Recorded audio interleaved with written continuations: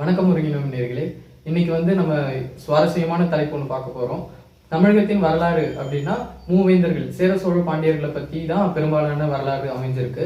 அந்த சேர சோழ பாண்டியர்கள்ல மிக மூத்தவர்கள் அப்படின்னு சொல்லப்படுற பாண்டியர்களை பத்தி தான் இன்னைக்கு நம்ம பார்க்க போறோம். பாண்டியர்களுடைய வரலாறு அப்படின்றது மிக நீண்ட வரலாறா இருக்கிறதுனால அது ஒரு காணொலியா போட முடியாது அப்படின்னு சொல்லிட்டு நம்ம சேனலோட முதல் பிளேலிஸ்டா போடக்கூடிய முயற்சி நம்ம எடுத்திருக்கோம். இன்னைக்கு இந்த பாண்டிய வரலாறை பத்தி பேசுறதுக்கு நம்ம கூட இணைஞ்சிருக்கிறது ஹரிபிரசாத் இருந்திருக்காரு. வணக்கம் ஹரிபிரசாத். வணக்கம்.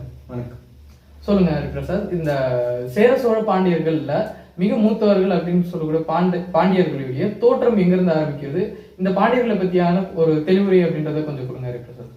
பாண்டியர்கள் மூவேந்தர்கள் ஒருத்தர் தான் பாண்டியர்கள். சேர சோழ பாண்டியர்கள் சொல்லுவோம். பாண்டியர்கள் தான் மூத்தவர்கள் சொல்லுவோம். ஏன்னா 2000 ஆண்டுகள் தொடர்ச்சியா ஆட்சி புரிந்த அரசு மரபு பாண்டியர்கள் கிட்ட தான் இருக்கு. அதுக்கப்புறம் தான் சேரர்கள் சோழர்கள் அவங்கெல்லாம் வராங்க. இந்த பாண்டியர்களோட முதல் தோற்றம் எங்கன்னா குமரிகண்டம்னு அழைக்கப்படுறது, இல்ல குமரி நாடு நம்ம சொல்லலாம். அங்கதான் அவங்களோட முதல் பாண்டியர்கள் தோன்றதான அடையாளம் நமக்கு கிடைச்சிருக்கிறது. பாண்டியர்கள் மிக மூத்தவர்கள் நம்ம சொல்ற காரணம் எல்லா இலக்கியம், இப்ப கிரேக்க இலக்கியங்கள் எல்லாம் பாத்தீங்கன்னா பாண்டியர்களோட குறிப்பு இருந்திருக்கு. அதனால நம்ம கிமு 3ஆம் நூற்றாண்டுல மெகஸ்தனிஸ் எழுதின இண்டிகா புக்ல கூட பாண்டியர்களை பத்தி ஒரு குறிப்பு இருந்திருக்கு. சேர சோழர்களோட குறிப்பு கூட இல்லை. அதுல இருந்தே நம்ம மூத்தவர்கள் சொல்றதுக்கான ஒரு ஆதாரமா நம்ம வச்சிருக்கலாம். பாண்டியர்கள் வெவ்வேறு தலைநகரம் வச்சிருந்தாங்க. குமரி கண்டத்திலேயே 2 தலைநகரம் வச்சிருந்தாங்க. ஒன்று தென்மதுரையும் அப்புறம் கபாடபுரமும். அதுக்கப்புறம் குமரிகண்டம் அழிஞ்சதுக்கப்புறம் தமிழ்நாட்டுல ஒரு 3 தலைநகரமா என்ன பாத்தீங்கன்னா கொற்கை. அதாவது கொற்கைனா இப்போது இருக்கிற தூத்துக்குடி தான் நம்ம கொற்கைன்னு அப்ப அழைச்சிருக்காங்க. அதுக்கப்புறம் எல்லாருக்கும் தெரிஞ்ச மதுரை. அதுக்கப்புறம் கடைசியா தென்காசி வச்சு தலைநகரமா வச்சு பாண்டியர்கள் ஆட்சி புரிஞ்சிருக்காங்க. அவங்களோட கொடி பாத்தீங்கன்னா 2 மீன் கொடி, நடுவுல செண்டு இருக்கும். அதாவது செங்கோடி ஏந்தி இருப்பாங்க அந்த அரசர்கள். அதனால செண்டு இருக்கும், 2 மீன் கொடி. அதான் அவங்களோட கொடியா நம்ம பாக்குறோம். அவங்க என்ன மாலை அணிஞ்சிருப்பாங்கன்னா வேப்பம்பூ மாலை அணிஞ்சிருப்பாங்க.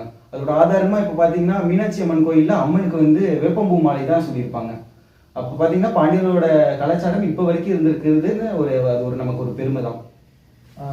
ரொம்ப சுவாரஸ்யமான தகவல் ஒன்று சொன்னீங்க. பாண்டியர்களுடைய மரபு வழியா தான் இன்னமும் மதுரை மீனாட்சி அம்மன் கோயில்ல வேப்பம்பூ மாலை சூடுறாங்க அப்படின்றது ஒரு சுவாரஸ்யமான தகவல் தான்.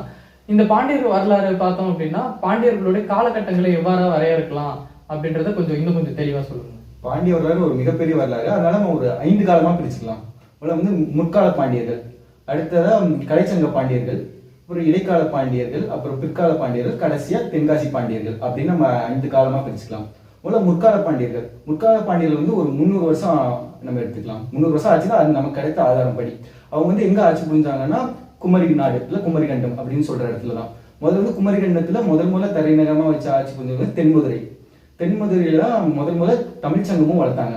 அடுத்ததா கபாடபுரம். ஏன்னா குமரிகண்டம் மொத்தமா ஒரே ஒரு கடல் சீற்றத்தால் அழியல, ஒரு 3 கடல் சீற்றமா தொடர்ந்து கடல் சீற்றம். ஏன்னா 3 இந்தியா சேர்ந்ததுதான் ஒரு குமரி நாடு அப்படின்னு சொல்லுவாங்க. அதனால ஒரே கடல் சீற்றத்தினால ஒரு முழு நாடே அழிஞ்சிருக்குமான்னு கேட்டா கிடையாது. அப்புறம் அதான் முதல்ல நாடு தென்மதுரை அழிந்ததுக்கு அப்புறம் கபாடபுரத்துக்கு வராங்க. கபாடபுரத்துக்கு தலைநகரமா வச்சு ஆட்சி புரிந்தாங்க. அங்க 2ஆம் தமிழ் சங்கம் வளர்த்திருக்காங்க. அடுத்தது நம்ம பார்த்தோம்னா கடைச்சங்க பாண்டியர்கள். கடைச்சங்க பாண்டியர்கள் அது 600 வருடமா நம்ம எடுத்துக்கிறோம். 600 வருடம் அங்கதான் உங்களுக்கு கடைச்சங்கங்கள் எங்கன்னா அந்த எடுத்தொகை நூட்கள் அதெல்லாம் அப்பதான் எடுத்திருக்காங்க. அடுத்தது அதுக்கப்புறம் கலப்பினர்கள் ஆட்சி, அதாவது இருண்ட காலம் அப்படின்னு நம்ம சொல்லுவோம். அது 300 ஆண்டுகள் கலப்பினர்கள் ஆட்சி புரிஞ்சாங்க. அப்போ பாண்டியர்கள் ஒரு சிற்றரசர்களாக தான் ஆட்சி புரிஞ்சாங்க. அந்த கலப்பினர்கள் ஆண்டதுக்கு அப்புறம் ஒரு அரசர் கடுங்கோன்னு ஒரு அரசர் திரும்பி பாண்டிய பேரரசை நீட்டிக்கிறாரு. அது இடைச்சங்க பாண்டியர்கள் சொல்லுவோம். இடைச்சங்க பாண்டியர்களையும் நம்ம கடைச்சங்க பாண்டியர்கள் அப்படியே தொடர்ச்சியா அப்படி வரும். அது அடுத்தது பாத்தீங்கன்னா பிற்கால பாண்டியர்கள். பிற்கால பாண்டியர்கள் பிற்கால பாண்டியர்கள் ஒரு 100 வருடங்களா தான் நம்ம எடுத்துக்கோம். ஏன்னா ரொம்ப ஆட்சிகள் பிற்கால பாண்டியர்கள் படிக்கல. அவங்க பிற்கால பாண்டியர்கள் மதுரையை வச்சு ஆட்சி புரிந்தாங்க. மதுரையை ஒரு அரசர் கைப்பற்றினால அவங்க இடம்பெயர்ந்து கடைசியா வந்த நகரம் தென்காசி. தென்காசியில ஆட்சி புரிஞ்சு தென்காசி பாண்டியர்களா அப்படின்னு வாழ்ந்துருக்காங்க. தென்காசி பாண்டியர்கள் ஒரு 400 வருடங்கள்.